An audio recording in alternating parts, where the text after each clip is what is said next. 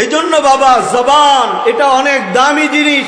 তুমি মসজিদে ইমাম হতে পারো, খতিব হতে পারো, মুফতি হতে পারো, মুহাদ্দিস হতে পারো, তুমি যুগশ্রেষ্ঠ ওলি হতে পারো, কাউস কত কুতুব হতে পারো, বাতাসের উপর দিয়ে উঠতে পারো, পানির উপরে নামাজ পড়তে পারো।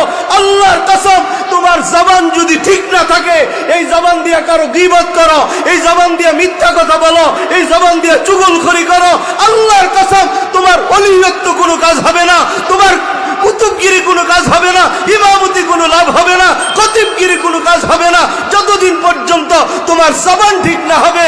আল্লাহর কসম তোমার সমস্ত আমল বরবাদ। জবান ঠিক করো। মদিনার নবী বলেন, সুসংবাদ শোনায়, আমার যে উম্মতের জবানের হেফাজত হবে, তার সমস্ত আমলগুলো স্বয়ং আল্লাহ সংশোধন করে দেবে। একটা আমলেও ত্রুটি থাকবে না, ত্রুটি মুক্ত আমল করে দিবেন। দোস্ত, আজ বহু আলেম এই জবানের কারণে তার এলেম বাতিল হয়ে যাচ্ছে, বহুত ওলি তার ওলিয়ত বাতিল হয়ে যাচ্ছে, এই জবান নিজের কন্ট্রোলে না থাকার কারণে, জবান হেফাজতে না থাকার কারণে।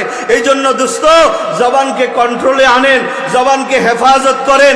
আমাদের মতো বহু আলেম ওলামা, আজকে আমরা মাইকের সামনে বসে অনেক আলেম ওলামাদের গীবত শিকায়াত করি না। দোস্ত, আমি মুফতি আশরাফুল আলম ওবাইদি তোমার প্রতি একটা পরামর্শ দিতে চাই।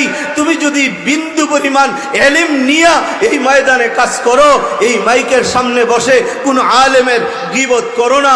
কারণ আল্লাহ তাআলা বলছেন, যারা জবানের হেফাজত করবে, আমি তার গোটা জিন্দিগির আমল সংশোধন করে দিব। জবানের হেফাজত যার না হবে, তার গোটা জিন্দিগির আমলগুলি ত্রুটিযুক্ত।